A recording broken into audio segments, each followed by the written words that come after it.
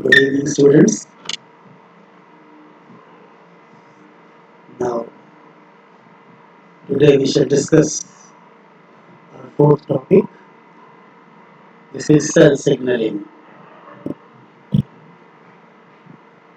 क्या है cell signalling? Signal आप जानते हैं कम्युनिकेशन का साधन है।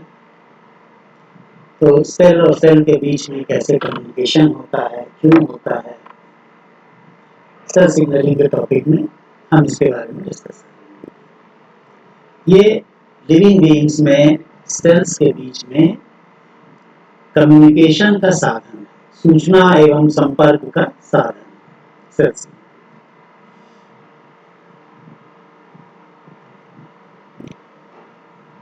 सभी मल्टीसेलुलर ऑर्गेनिजम्स में ये कंपल्सरी चीज है, बिना इसके मल्टीसेलुलर ऑर्गेनिजम्स का कोई अस्तित्व नहीं है। यूनिसेलुलर ऑर्गेनिजम्स में भी कुछ में पाया जाता है।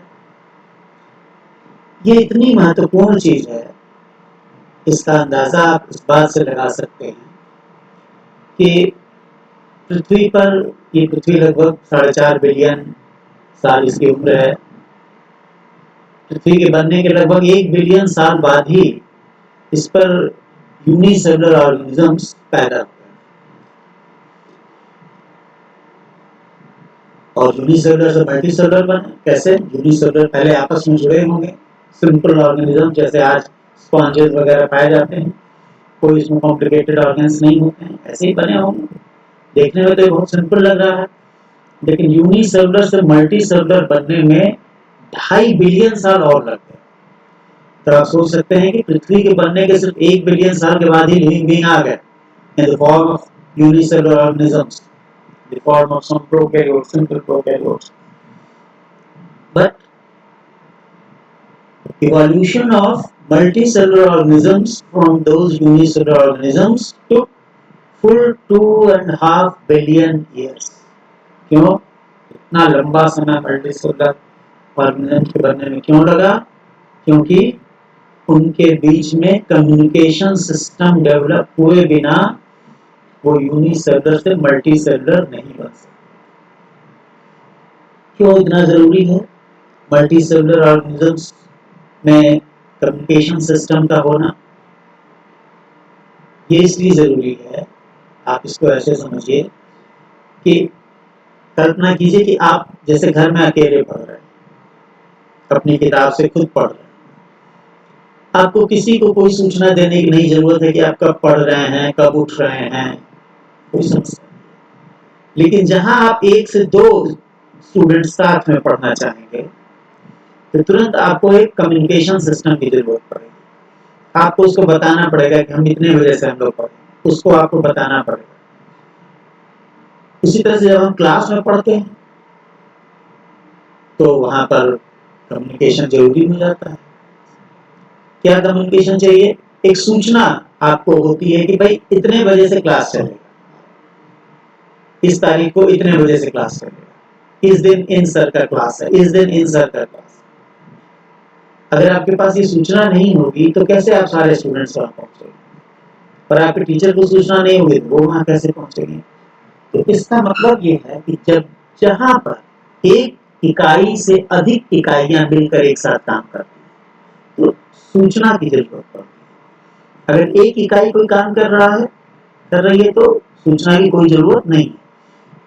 हो भी सकती है लेकिन बहुत जरूरी नहीं। लेकिन जहां एक से अधिक इकाइयां मिलकर काम करेंगी तो सूचना की जरूरत पड़ेगी।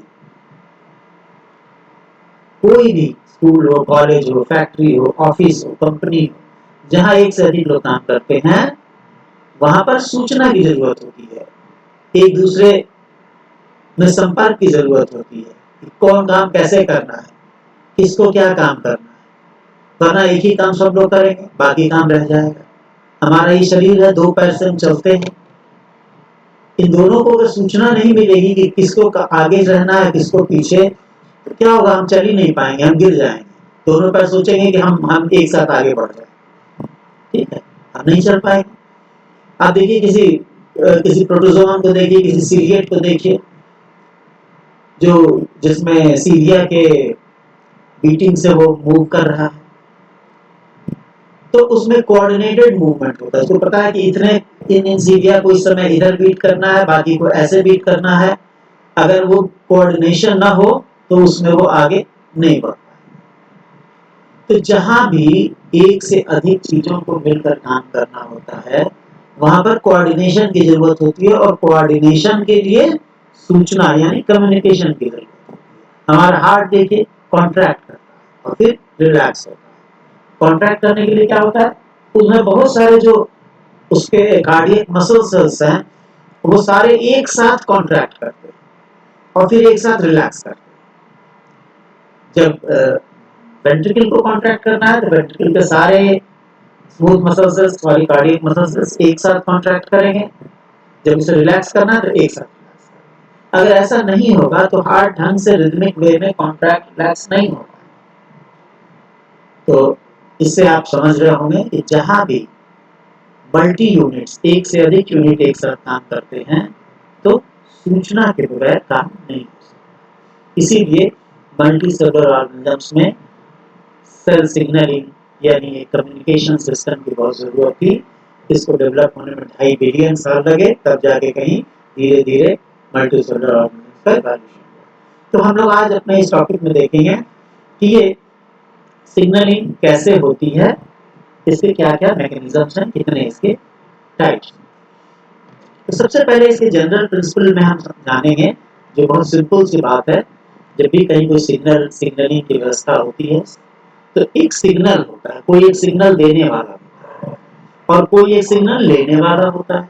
जैसे ट्रेन है, आ रही है स्टेशन पर, तो उसको स्टेशन जो स्टेशन मास्टर है या जो पॉइंट मैन है, उसको ग्रीन सिग्नल देता है, और उस सिग्नल को रिसीव कौन करता है, ट्रेन का ड्राइवर उसको रिसीव करता है, उसको देखता है कि भाई ग्रीन सिग्नल है।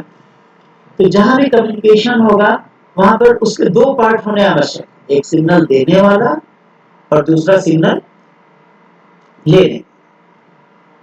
तो सिग्नल यहाँ पर सेल में सिग्नल कैसा हो सकता है, जब सेल आपस में बात करें, आपस में एक दूसरे को सूचना दें, तो ये सिग्नल कैसा होता है। ये सिग्नल प्रोटीन का हो सकता है, पेप्टाइड का हो सकता है, कोई अमीनो एसिड हो सकता है, कोई न्यूक्लियोटाइड हो सकता है, कोई स्टेरॉइड हो सकता है, कोई फैटी एसिड हो सकता है, या यहाँ तक कि कुछ डिसॉल्व्ड गैसेस भी हो सकती है, नाइट्रिक एसिड है, कार्बन मोनोऑक्साइड।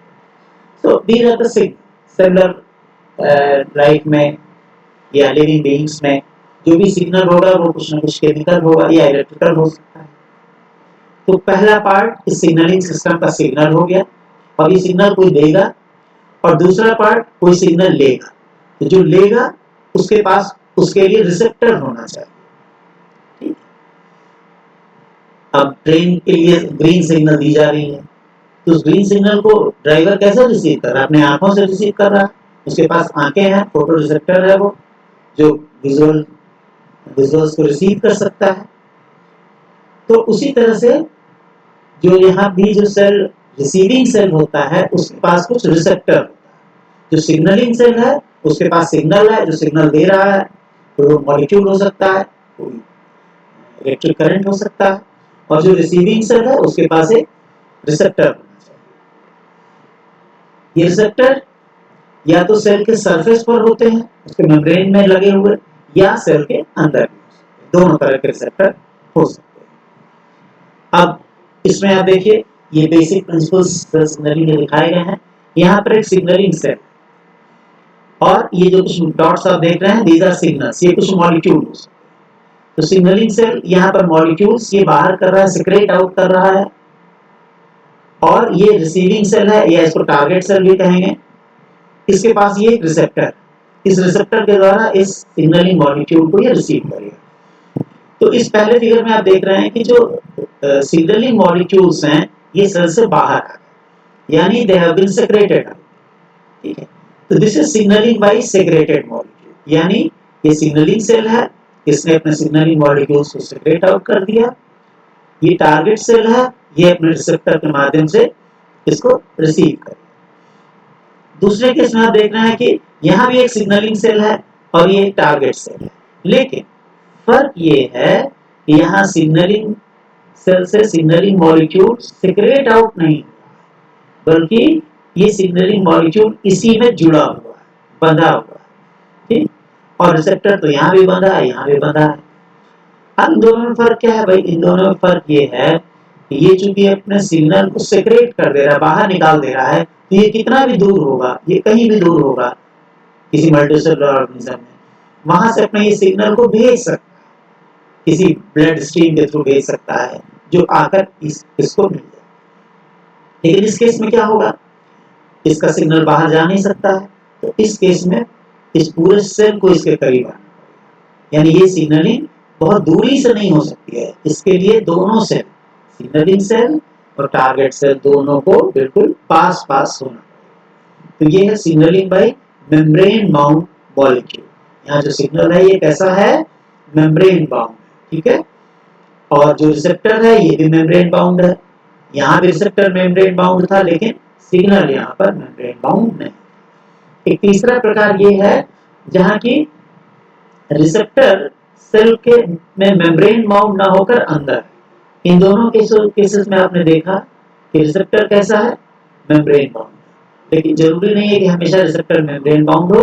कुछ सिग्नल के लिए रिसेप्टर जो है वो सेल के अंदर होता है। हम लोग आगे देखेंगे ये स्टेरॉयड हार्मोन्स के केस में ऐसा होता है। अब हम यहाँ पर टाइप्स ऑफ सिग्नलिंग की बात करेंगे। कुछ सिंपल टाइप्स हैं। ये पहले ऑटोक्राइन। ऑटोक्राइन में क्या होता है? ऑटोक्राइन सिग्नलिंग में कि इसमें सिग्नल देने वाले और सिग्नल लेने वाले दोनों ही तरह के सेल्स जो है वो बिल्कुल समान नेचर के होते हैं। They are equal in nature, okay, equal in structure, equal in nature, सब समान, देने वाला भी और लेने वाला भी। ये वैसे ही जैसे आप स्टूडेंट्स, सब स्टूडेंट्स हैं, एक ही क्लास के स्टूडेंट्स हैं, और आप आपस में किसी इंफॉर्मेशन को शेयर, ठीक है, आप शेयर करते हैं बहुत सारी इंफॉर्मेशन आपस में। तो आप सिग्नल जो देने वाला, जो इंफॉर्मेशन देने वाला और जो लेने वाला, वो दोनों एक ही क्लास का स्टूडेंट। तो ऐसा हमारे शरीर में भी होता है। किसी एक ही टिश्यू में हार्ट के सेल्स हैं, सब समान है, और वो आपस में एक दूसरे को सिग्नल देते हैं। तो यहाँ क्या होगा? जो सिग्नल दे रहा है वो ले भी रहा है दूसरे से, ठीक है। अब जैसे इसका एक एग्जांपल दिया हुआ कि हमारे मैमेलियन सेल्स में सभी टिश्यूज एक फैटी एसिड डेरिवेटिव सेक्रेट होता है जिसको इकोनोसाइड कहते हैं, और ये सिमिलर टाइप ऑफ सेल्स के द्वारा रिसीव किया जाता है, जैसे स्मूथ मसल सेल्स के केस में या प्लेटलेट एग्रीगेशन के केस में। तो this is about autocrine. The next type is paracrine. Paracrine signalling में क्या होता है कि सिग्नल देने वाले और लेने वाले सेल अलग अलग तरह के होते हैं। जो सिग्नल दे रहा है वो अलग तरह का है, जो ले रहा है वो अलग तरह का है। लेकिन फिर भी दोनों बहुत दूर नहीं होने चाहिए। ऑटोक्राइन में भी दूर नहीं होने चाहिए, और पैराक्राइन में भी जनरली वो बहुत दूर नहीं होते, ठीक। भले वो दो प्रकार, जैसे ये क्लासरूम टीचिंग है, टीचर आपको कुछ पढ़ा रहे हैं क्लास में और आप स्टूडेंट्स उस इंफॉर्मेशन को ले रहे हैं, ठीक है। तो देने वाला एक अलग कैटेगरी में वो टीचर है और देने वाला स्टूडेंट है, लेकिन दोनों पास पास। अब ये है तीसरा केस है सिनेप्टिक सिग्नलिंग। ये आप जानते हैं, ये नर्व सेल्स के केस में होता है, न्यूरॉन्स के केस में होता है। जब एक न्यूरॉन से न्यूरोट्रांसमीटर दूसरे न्यूरॉन में जाते हैं तो वो सिनेप्टिक सिग्नलिंग के थ्रू। और चौथा जो सबसे इंपॉर्टेंट है वो है एंडोक्राइन सिग्नलिंग। इसमें डिस्टेंस कोई मायने नहीं रखता है। इसमें सिग्नल देने वाला सेल दूर हो सकता है, सिग्नल लेने वाला सेल उससे दूर हो सकता है, दोनों अलग तरह के सेल यहाँ। So this is autocrine signalling. आप देख रहे हैं ये सारे एक तरह के सेल्स हैं और सब एक दूसरे को सिग्नल दे रहे हैं और एक दूसरे से ले रहे हैं। This is paracrine signalling. इसमें क्या हो रहा है कि सिग्नल देने वाला सेल अलग है, लेने वाले अलग है, ये सिर्फ दे रहा है, ये इनसे ले नहीं रहा है, ठीक है। तो यहाँ सिग्नल देने और लेने वाले सेल्स का नेचर अलग है। And this is the endocrine. Endocrine आप जानते हैं, सारे एंडोक्राइन ग्लैंड्स जो है they pour out their hormones inside our blood stream।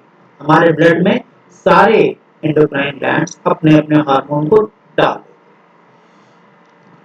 तो इस एक ही ब्लड वेसल में सारे हार्मोन्स हैं, लेकिन वो हार्मोन अलग अलग टारगेट सेल्स के लिए है ना।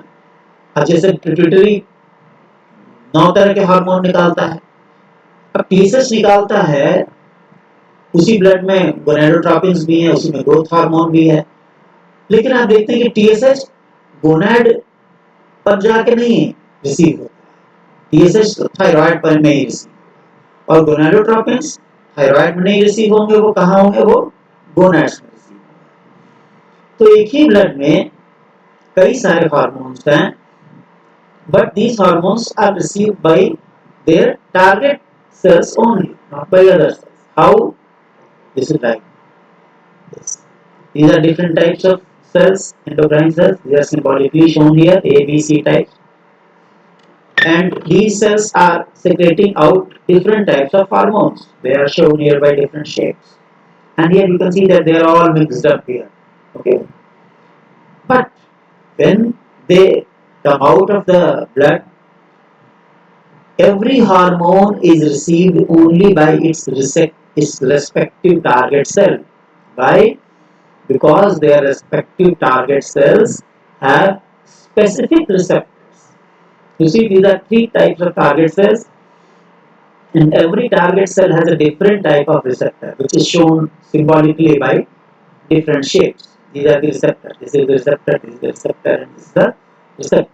You see, they are of different shapes. So this target cell can receive only this hormone, this target cell can receive only this hormone, this target cell can receive only this hormone, because if this hormone comes to this target cell, there will not be a perfect binding. Its receptor will not bind with this hormone, so it will not signal here, it will not be received by this. And the receptor of this target cell, it can bind with only this, and this target cell, this receptor is like this, it can bind only with this. Okay, so if even if this hormone comes here, no problem, it will not bind here. Even if this hormone comes here, no problem, it will not bind here. Whenever this will go here, only then binding will take place. So every type of hormone has a specific receptor on its specific target cell. So this is about endocrine. And this is about synaptic signal. You know, this is the nerve terminal, and there are vesicles containing neurotransmitters, and when these vesicles, and this is the presynaptic end, and this is the postsynaptic end. The the signal, the the signal has to come from this cell to this cell, and you see that in the receiving cell there are ion channels which are closed. Initially they are closed, and when these vesicles burst out, what happens? These neurotransmitters are released, and when they are released, then these ion channels just open. Okay, on receiving these neurotransmitters, these ion channels open.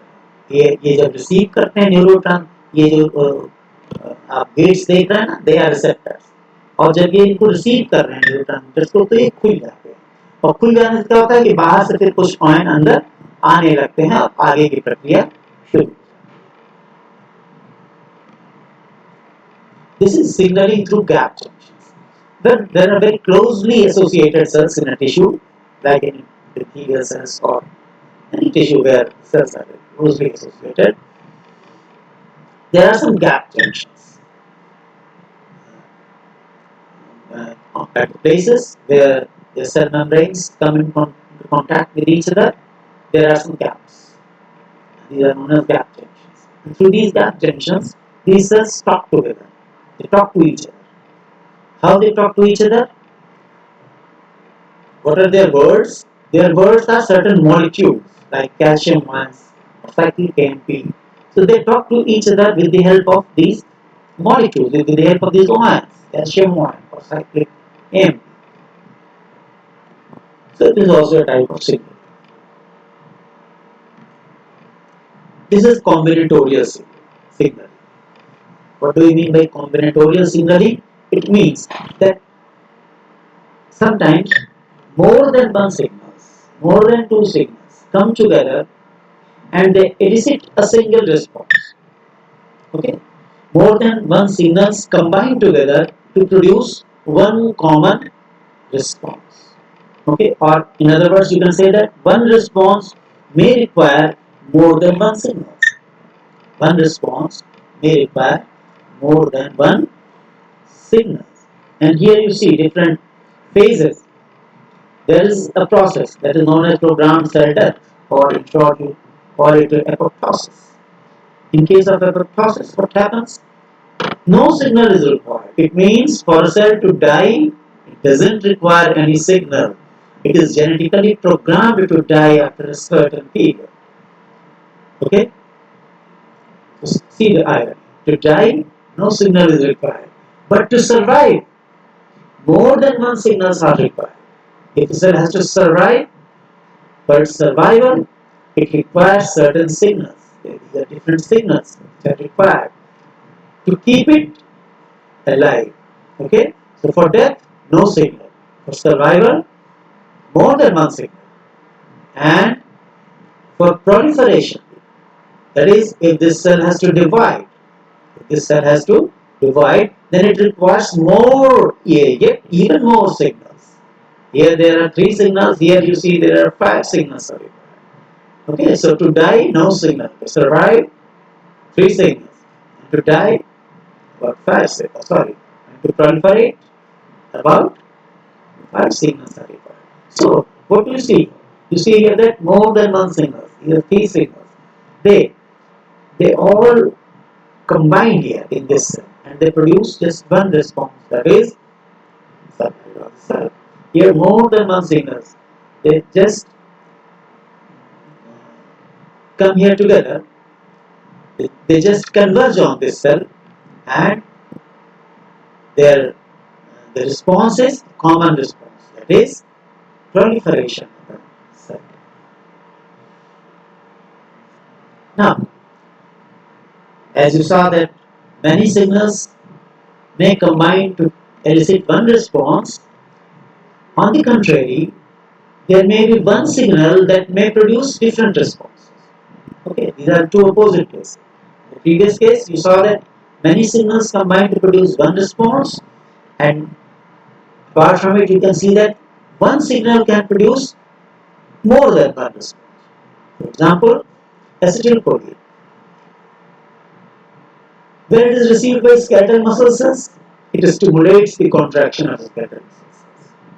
And when it is received by heart muscle cells, it decreases the contraction of heart muscle cells.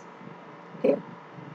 So how the same signal acetylcholine elicits to different responses, opposite responses? It is due to differences either in the type of receptors on the target cells or due to different internal mechanism. Receptor अलग अलग तरह का है या अंदर का mechanism. But there is another case also where signals do their work without any receptor. There are certain signals for which there are no receptors. Example, NO and CO. Where NO is involved, when acetylcholine works on blood vessels, it induces endothelial cells to produce nitric oxide. Okay, acetylcholine works on blood vessels. How? By inducing endothelial cells to produce nitric oxide. What does this nitric oxide do? Nitric oxide causes smooth muscle cells in the vessel walls to relax. And see, nitric oxide enters the cells, itself is cells of the vessel walls, and now enters the cells without mediation of any receptor. इसको inter करने के लिए किसी receptor की जरूरत नहीं होती है और अंदर जाके क्या करता है, ये अंदर सेल के अंदर guanidine cyclase एंजाइम के साथ बाइंड करता है. It binds on enzyme guanidine cyclase और फिर क्या करता है, उसके साथ बाइंड करने के बाद उसके बाद ये इंट्रासेलुलर साइक्लिक जीएमपी के प्रोडक्शन को स्टिमुलेट करता है. गुआनिलीन साइक्लेज से बाइंड करता है। ये एक एंजाइम है जो जीटीपी को तोड़ता है। ये एंजाइम ये इसके साथ एनो बाइंड कर किया तो ये एक्टिव हो गया, इसने जीटीपी को तोड़ा और साइक्लिक जीएनपी फिर ये आगे इसी तरह से सीओ बिना रिसेप्टर। अब हम उन सिग्नल्स की पहले बात करें जिनके कि intracellular signals binding with intracellular. इसमें स्टीरॉयड हार्मोन्स हैं, थायराइड हार्मोन्स हैं, रेटिनॉइड्स हैं, विटामिन डी है। These are all these signals have intracellular receptors. Why? Because they are small molecules and hydrophobic molecules. You particularly remember that these are hydrophobic molecules. Why hydrophobic molecules have intracellular receptors? Because you know the cells have a lipid bilayer cell membrane. The cell membrane of cells is made up of a lipid bilayer. So, through a lipid bilayer, hydrophilic molecules or water-soluble molecules are unable to enter. They cannot enter. Hydrophilic molecules cannot enter the lipid bilayer of a cell membrane. But small hydrophobic molecules can enter. Why? Because hydrophobic means जो पानी से तो उसकी दोस्ती नहीं है, लेकिन उसकी दोस्ती किससे फिर है? लिपिड से। हाइड्रोफोबिक मीन्स जो कि लिपिड के साथ आसानी से दोस्ती बना सकते, लिपिड के साथ उसका एफिलिएशन अच्छा, ठीक है। तो जो हाइड्रोफोबिक है वो इसका मतलब है कि पानी से तो दूर रहना चाहेगा, तो फिर नजदीक किसके रहना चाहेगा? लिपिड। तो ऐसे मॉलिक्यूल्स सेल के लिपिड बाइलेयर से होकर आसानी से अंदर चले जाते, इसलिए उनके लिए सेल सरफेस पर रिसेप्टर नहीं। सेल सरफेस पर रिसेप्टर किसके लिए होता है? जो मॉलिक्यूल आसानी से सेल के अंदर घुस नहीं सकते। कौन से नहीं घुस पाएंगे? जो वाटर सॉल्युबल, ठीक है, जैसे प्रोटीन्स हैं, जैसे पेप्टाइड हार्मोन्स, ये वाटर सॉल्युबल हैं, ये सेल के अंदर नहीं घुस सकते, लिपिड बाइलेयर उनको घुसने नहीं देते, ठीक है। तो उस उनका रिसेप्टर कहाँ है? सरफेस पर ही, बाहर ही उनको अपनी सूचना दे देते हैं, क्योंकि वो घर में, सेल के घर में नहीं घुस सकते, जबकि ये हार्मोन्स सेल के अंदर घुस सकते, ठीक है। They diffuse directly across plasma membrane, और उनके लिए रिसेप्टर तो चाहिए, लेकिन वो रिसेप्टर सेल के अंदर, ठीक है, सेल के अंदर या तो वो साइटोप्लाज्म में होगा या न्यूक्लियस में भी हो सकता है। और फिर ये रिसेप्टर जीन के ट्रांसक्रिप्शन को रेगुलेट।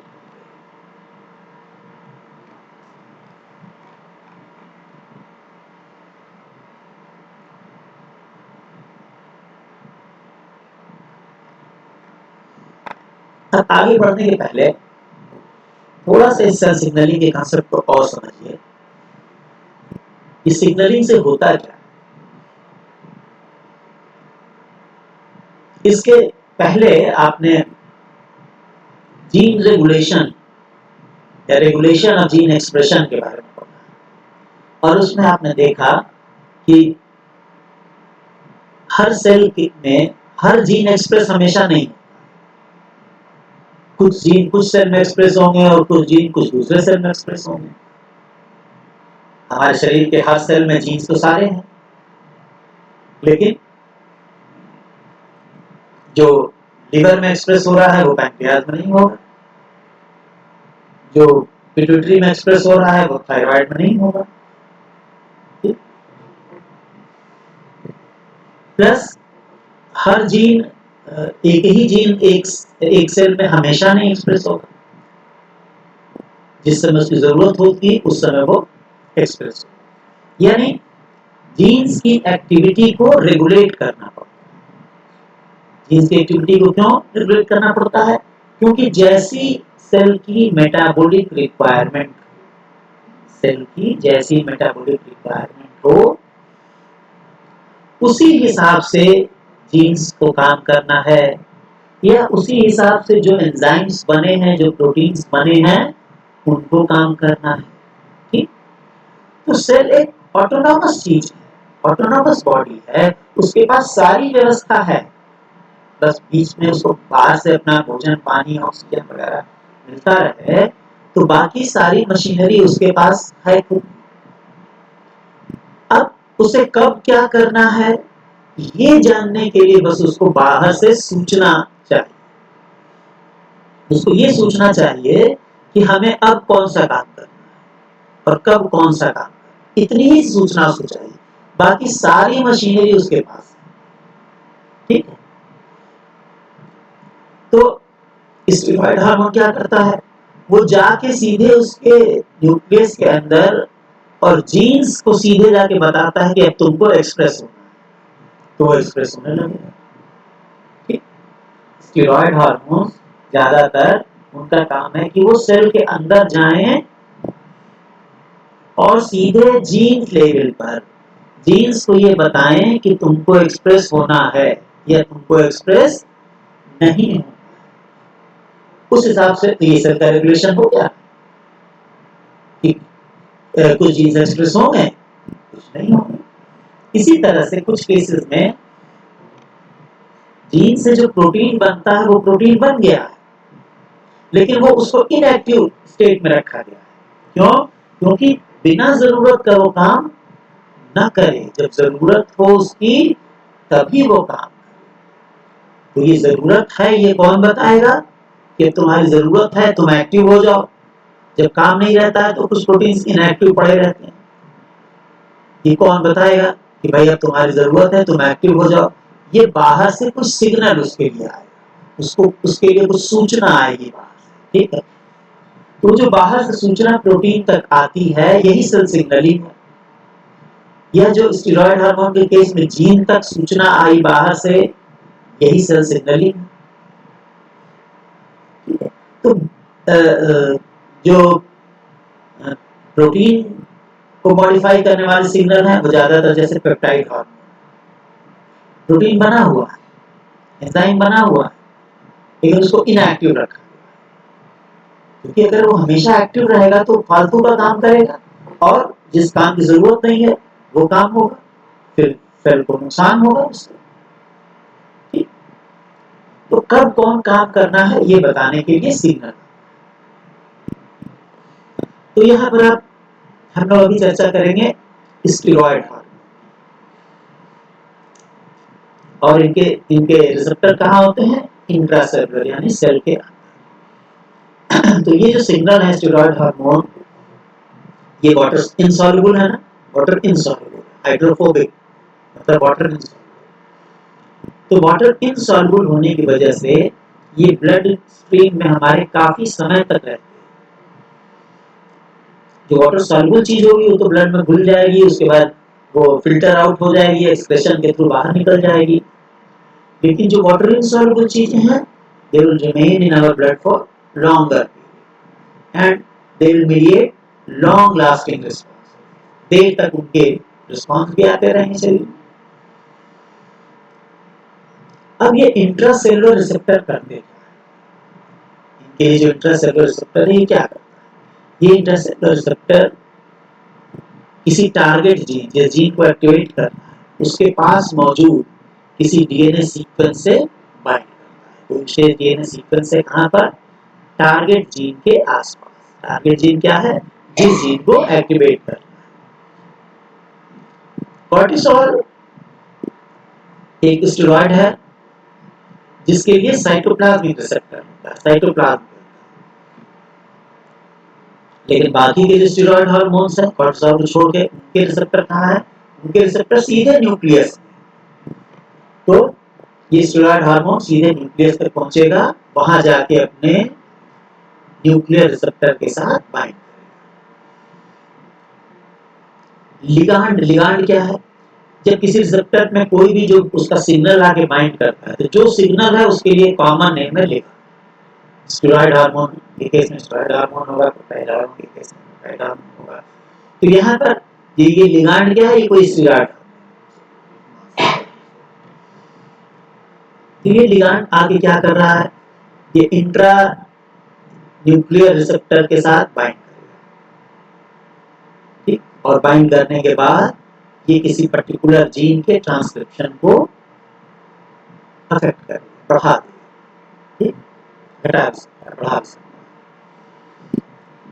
दो तरह के रिस्पॉन्सेज होंगे जीन से, प्राइमरी और सेकेंडरी। प्राइमरी क्या है, जब रिसेप्टर बाइंड करे किसी जीन से और उस जीन को एक्टिवेट करे, सिग्नल आया, रिसेप्टर से बाइंड किया, रिसेप्टर ने जीन से बाइंड किया और जीन एक्टिवेट हो गया, उसे प्रोडक्ट बनने लगा, दिस इज प्राइमरी रिस्पॉन्स।